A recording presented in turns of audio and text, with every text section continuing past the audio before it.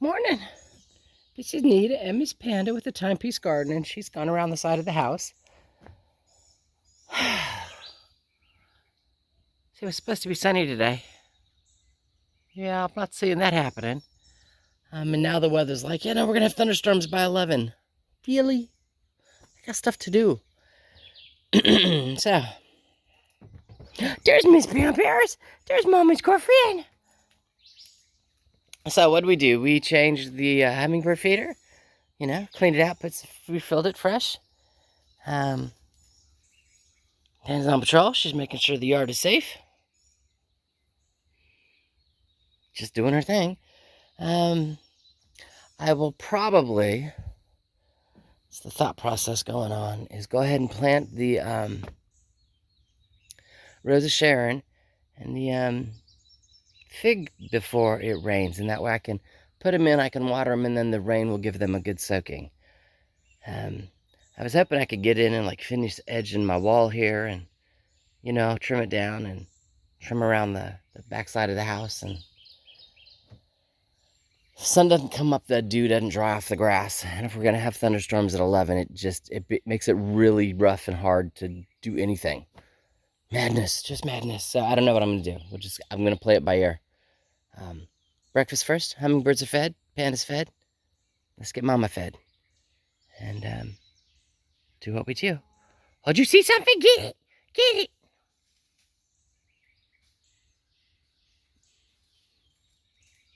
I don't know if you can see her. She's just down here at the base of the tree, playing on a log. There's nothing there. She does that, though. She does, if I run, I might startle something. It might run, and then we can play. Yeah. Didn't happen. This time.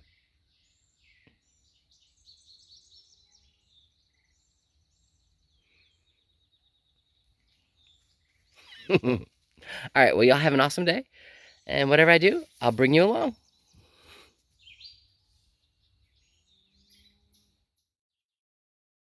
Alrighty, I'm here with the fig tree. Panda's off, protecting me from ravenous squirrels. It's the hole we dug with the backhoe. Got a bucket of rabbit manure, gallon of water, the weed trimmer, because when I mowed, I didn't mow all of this since I just kind of mowed around it. So weed trimmer to knock all the grass down. I will get him in the ground. I will go get some of my leftover cardboard and packing paper and lay that around him once he's planted. And then I've got some wood pieces up over there.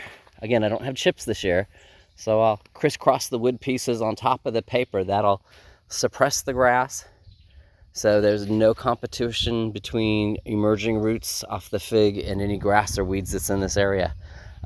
Gallon of water to soak it all down before I put the paper on it. And yeah, I'll take pictures or I'll show you when I'm done or something like that. All right, talk to you in a few. All right, it's in.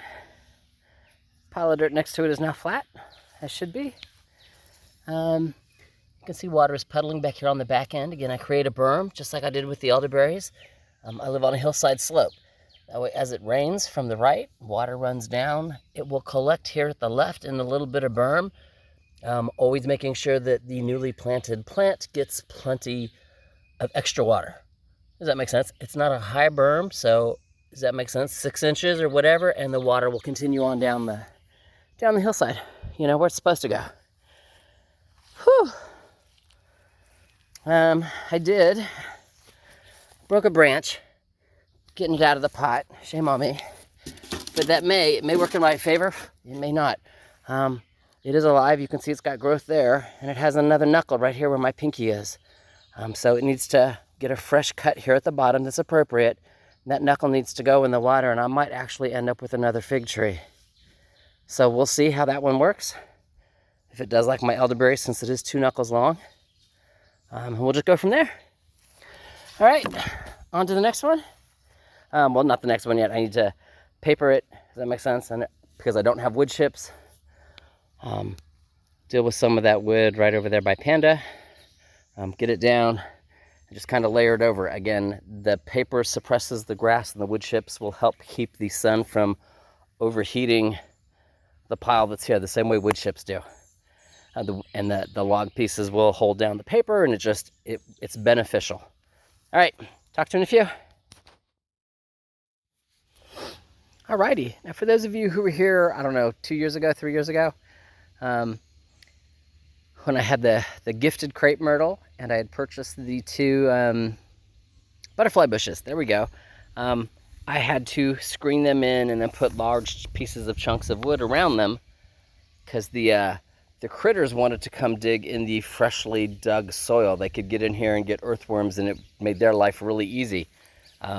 So remembering that and knowing that my butterfly bush and my crepe myrtles are, 3 years established and nobody digs in them now, I went ahead and removed one of the fences, and I'm gonna do the same thing to them that I, or to this one, to the fig, that I did to them, and that's go ahead and get the gate in it, get the rebars pounded in, and then get it surrounded by wood, and then make my wood chips. To keep the critters out, I don't need them digging up the fig. Again, the paper is to suppress the grass, and the wood chips, when I get it all in there, to help enrich the soil for a while. All right, let me get busy. All you see is paper now, and everything just kind of sitting on top. Talk to you in a few. All right, cage is in place. Rebar's bound in, so the cage isn't going anywhere. Wood on the outside of the cage, wood on the inside of the cage, and wood chips and bark chips. Yeah, they're all big chunky pieces. I don't have a wood chipper. And my pile of wood chips from the electric company, when they were clearing the, clearing the lines, is gone. I've used it all. So, but this is enough. I know that sounds crazy. The paper is going to suppress the grass. So I got to sneeze. Hang on just a second. I'm going to put us on pause. Whew, bless me. Alrighty, so paper suppresses the grass. The paper adds no nutrients, but as it suppresses the grass and it holds the moisture, the grass underneath it will start to rot. The earthworms, and trust me, there are plenty of earthworms here. The earthworms will eat the rotten grass, which helps enrich the soil because of the earthworm castings. It's earthworm poop, but some people don't want to call it what it is. And then the wood here is firewood for the most part, and or stuff that was too punky to be firewood. You can kind of see like that piece. It's just rotten. It will help hold down the paper. It will help absorb moisture when it rains, keeping it the artichoke area here, so it's not excessively hot. In August, the grass around this may die, and the fig will just be like, yeah, we're still good, because the wood and the wood chips will help maintain moisture. All right, so it's actually lunchtime, so I'm going to go have some lunch, and when I come back, we will look at doing the same thing with the Rose of Sharon that I have over there. So, talk to you in a few. All right, lunch is over. Getting ready to start number 2. So Rose of Sharon. Do the same thing, get it planted, get some rabbit manure, got the papers, get some bark and some wood around it, get the cage around it, and then, believe it or not, work on that stump. When we took this tree down, I knew I was going to make it a fairy stump, because it'll be here for a while, like my other stumps. So I have all the stuff for that. I've just not done it yet. So while I'm planting here, I can go ahead and make the fairy stump there. Long term, why am I planting the Rose of Sharon here? Again, I live on a sloped hill. And anytime you take a tree out, long term those roots will die. And right now those roots do a lot to hold this side of the mountain in. And this is the upper level of the driveway. So as those roots die, they will feed the roots to the Rose of Sharon. The Rose of Sharon roots get strong, and they again hold the hillside in. They keep it strong here instead of having holes where roots used to be. So that's why I chose where I chose. And then, just long term, that's where the not trying to show my license plate, but that's where the crepe myrtle that had been gifted to me is. Same thing.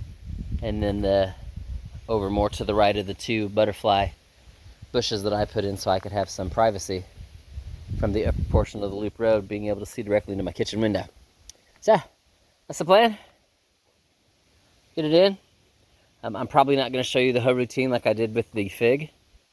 You know, you really don't need to see it twice, but I'll show you more when I get to actually doing the fairy house, should the weather hold out. So far I'm good. So far all the storms have gone around me.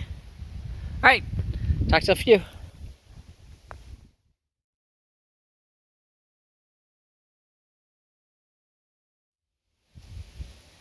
All right, as I've not done a fairy stump in a while on the channel, I think the original 5 were like the first year I got here. But we're doing one today. So, yeah, that's the door, already pre-painted.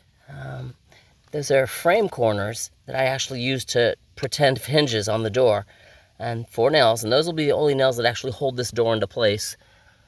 And then I come over with the hammer and the chisel, there you go, and measure out the space and put the door in, and that way the door sets into the bark.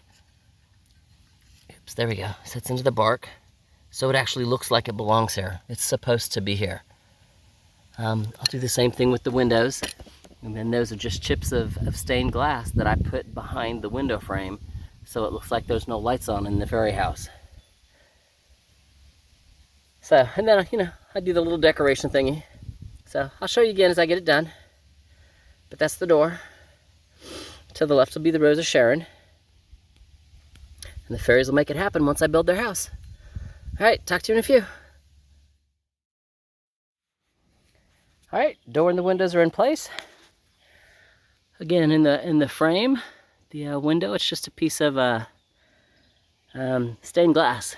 You buy them at like Hobby Lobby, little packages of them. All right, let me go ahead and get this finished. Put his little front yard in, and I'll show you when I'm done. And the supervisor's here. Yeah, she's approving. She's checked it out. You know, she wants me to go on and finish. She says it's about time to get in the house. You can see I'm casting a shadow. The sun has finally come out. And so we're doing where it was a slow, cool morning, yeah, we're having a heat up fast afternoon. Whew. All right, talk to you in a minute. All righty, it's 78 degrees, and we're done. And what's really cute is at this angle, the pump house roof almost looks like it's the roof for the fairy house, but it's not. So yeah, doors and windows are on place. Little, you know, wooden patio deck. Got some flowers and a mushroom off to the left side. You know, nice little fairy house. There's even a mailbox and a porch light. Isn't that cute? All right, well, y'all have an awesome day. Me and Pat are gonna go in the house and get cool. And we will talk to you later.